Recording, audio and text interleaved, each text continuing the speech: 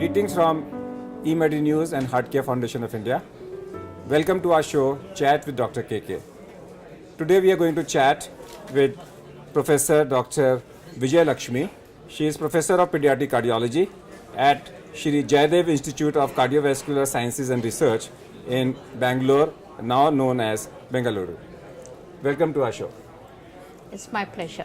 Your expertise have been on the field of interventions in non-coronary heart disease, Right. if I label it to congenital heart disease, valvular heart disease. Most of our family physicians and physicians are not clear about when to intervene, when to refer. Correct. Because they feel that if I send a patient to my specialist, he will not come back. Correct. So they sometimes delay the patient and the patient will become symptomatic and then end up into a problem. We'll pick up some of the congenital heart disease and some of the valvular heart disease. Okay, sir. So if I talk about, say, PFO, patent foramen ovale, do we need to intervene? If yes, when? No, right now in our country, the PFO doesn't require intervention unless the young adults are coming with the cryptogenic, stroke. Otherwise, by and large, the PFOs are not closed in India unless it is indicated. So PFO only if you are presenting with a refractory, Any embolism or stroke or where stroke you are not in finding any cause. Yeah, In that case, if you find yes. a PFO, you may like to close it. Only then. That's Otherwise, one. we are not. So atrial septal defect. Atrial The hole septal in the defect, atria. atrial septal defect, it all depends on where it is. If it is ostium primum associated with the Down syndrome, earlier the better. Otherwise, those children develop pulmonary hypertension and they become inoperable very soon. And if it is ostium secondum AST, That means mid portion of the mid septum. portion of the intra-atrial septum, that is the one which is amicable for device closure. People should realize that just because they have got a hole in the heart, it doesn't mean that there has to be cut on the chest and then it has to be opened and a patch has to be put. In fact, today we have got devices which are very, very excellent for the intervention catheter closure. And here there is no scar on the chest, the person doesn't require the general anesthesia, nothing is required. Flat in 4 to 5 minutes we can close with the device, and this is made up of nitinol mesh, and this way closure is extremely good So for the whenever you children. diagnose an atrial defect, Yes. you close it with a device if possible. Yes, the reason is to get married, to get a job, and to go in the society as a normal person. This is the best method. Is there a size difference when you're a child or an adult? Some people say that if you're going to put a device when you're a child, when you grow, it may not work. No, it's not so. Once you close with the device, the endothelium grows on that. Like, putting a mesh over which you have a cementing, and as a result, the whole wall becomes one. In the same way, even if you have put a small device when the child is young, and once the endothelium grows and becomes a part of the septum, as the child grows, it is a part of it. So there's no difference at all. The child is cured for the whole life. Okay, now we come back to the defect in the ventricular septum. That is the two bigger chambers. Okay. When to close? Yeah. When to intervene? Yes, the ventricles, when the hole is there between the two ventricles, the left and the right ventricle, many general physicians and the pediatricians, they are still in the habit of telling the parents that the hole will close. And this is a myth. And I think my sincere request and, what I would like to say is, one should remember not to tell off the hat such a statement. Because many times we have seen the hole which was there in a childhood, somebody hears the murmur and they make it as a VST and then tell the parents, don't worry, the hole will close. And ultimately when the child comes, the child is inoperable. Why I am saying is, a large VST which causes LV dysfunction in childhood is 93% of the time it will not close. Only the small VSTs which are very small, that is less than 1/4 of the aorta, they will close provided they are very tiny, they are in the perimembranous. But subpulmonic, below the pulmonary artery, those VSTs which are there, they will never now, close. if there is a if there is a VSD along the tricuspid leaflet, perimembranous VSD, what happens is the anterior leaflet of the tricuspid valve tries to close it. Yes, that's true. Is it not going to harm in long term? Yeah, Because see, there are different ways of natural closure of the VST. One is the aortic cusp prolapses, tries to close this, but that will be at the cost of the aortic regurgitation. The tricuspid leaflet will try to come and close, but at the cost of tricuspid regurgitation. Or septal aneurysm occurs at the cost of thromboembolism, the clot will get embolized. Or there can be a problem with the septum itself. But all these things are not natural. Sometimes bacterial endocarditis, vegetation grows and that closes. But all these things are complications rather than making it a so good if the closure. size of the VSD is less than 1/4 of the aortic size, you can think of a conservative You treatment. can wait for some time because the child is not symptomatic. There is no reason for you to worry, and there is no, just because you find a VST, it's not that you What just about a tell very close tiny, it. small muscular VSD? A tiny muscular VSTs, many a times we say insignificant, but what happens is they look small when the ventricles are contracting, but in reality they will be much bigger, because with the contraction the VST looks smaller, especially on the RV side, but actually the mid-muscular VSTs, they develop pulmonary hypertension much faster than the other VSTs. Now what comes to the PDA? So the PDAs, and here also, I would like to add one more thing. It's not that just because the VST is there, the patient has to go for surgery. We have excellent devices. For perimembranous we have, muscular we have, and also the apical VST we have. 3 types of devices are there, and without surgery, without scar on the chest, we can close all of them, and the cost is not a Now we criteria come back because to the child can be. PDA. The lesion between aorta and pulmonary artery, and there is a communication. Yeah. Should be closed at any time. See, whenever there is a communication between the aorta and the pulmonary artery, normally the mother's placental blood goes through the ductus arteriosus, and that supplies to the whole body. As soon as the child is born and it cries, the lungs open up, this has to close. In the first week, if it doesn't close and the child is symptomatic, we just put ibuprofen, 10 milligrams, 3 doses, and it closes. And nearly half of them, they close very well. But suppose it is very big and the child had a stormy neonatal period, oxygen has been given, the duct will not close. In that case, we wait and we close it either with the coil if it is small, less than 3 millimeter, or close with the device if it is more than 3 millimeter. Only those of such which are very, very difficult, the vertical ducts and like AP window type where the devices are not suitable, only such patients will go for the surgery. Otherwise, we don't send any of them. So practically today, no surgery for ASD, VSD and PDA.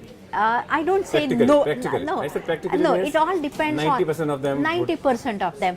If the rim is not adequate, AST will go for surgery. It's almost like a single atrium or a common atrium. In terms of numbers, it will be less than 10%. Correct. Yeah, in terms of that's numbers. true. Now let's come back to valvular heart disease, which is much more common in India. Yes.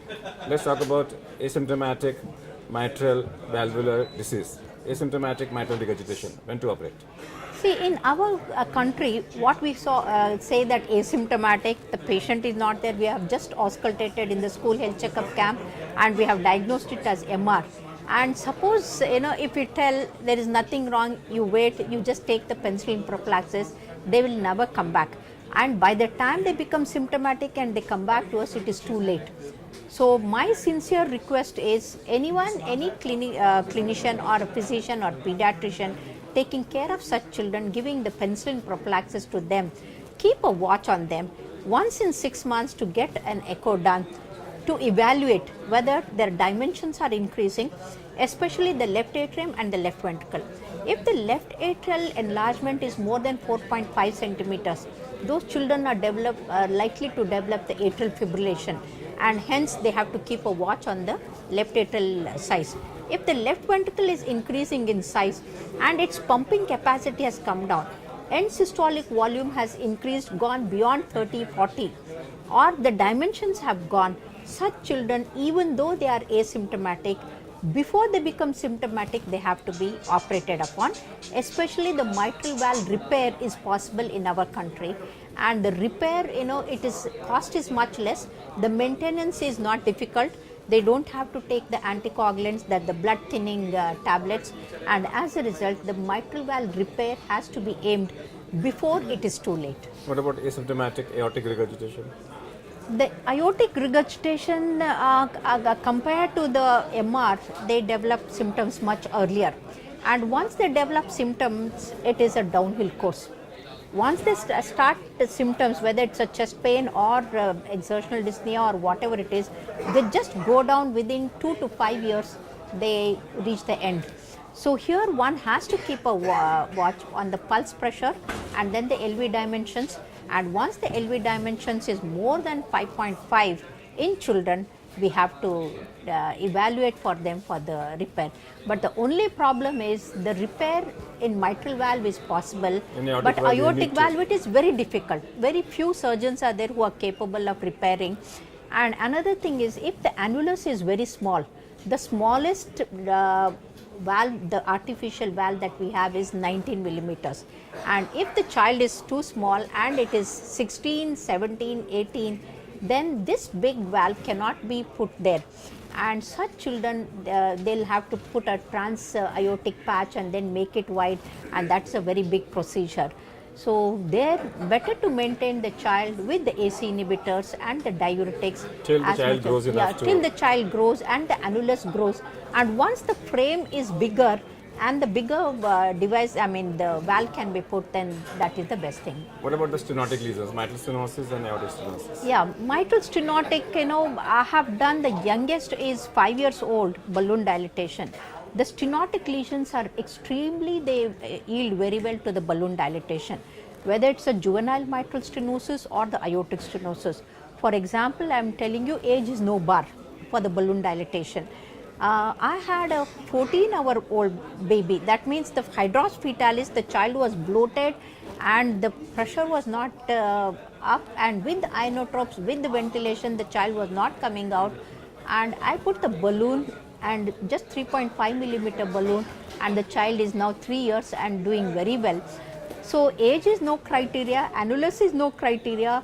Whatever may be the stenotic lesion, we can open up very well. That means if you diagnose rheumatic mitral stenosis, and if it is non-calcific, open with the balloon. Yeah, most often in children it is non-calcific only. What about aortic stenosis? Aortic stenosis, right from birth, the pinpoint aortic stenosis, like I told you, hydrops fetalis, to even older non-calcific aortic valve we can open. But the problem is in older patients like 40, 50, 60 years, instead of balloon dilatation, we prefer to do the valve replacement rather than the balloon dilatation.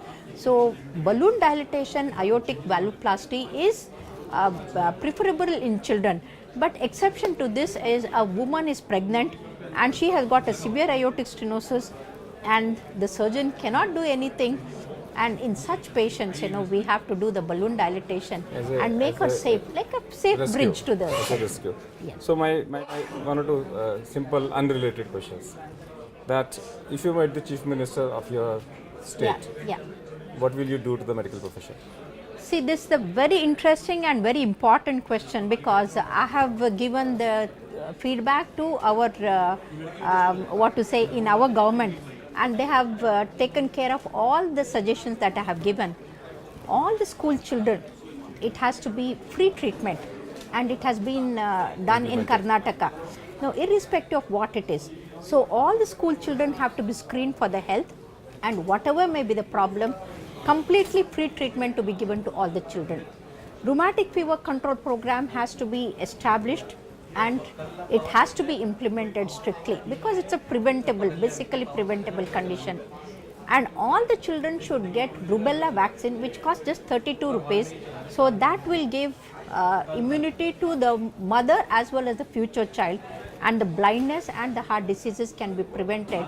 So the rubella vaccine must be made compulsory. It is not there in the national program, but it has to be included in that. And the health and the hygiene should be given the utmost importance. Most of the children, they are getting educated, but the health is neglected. Apart from that, the nutrition is extremely important. Here, I would like to bring to the notice the many governments are giving egg to the children, which is highly risky. because one egg contains 250 milligrams of cholesterol, and what the children require just 100 milligrams of cholesterol.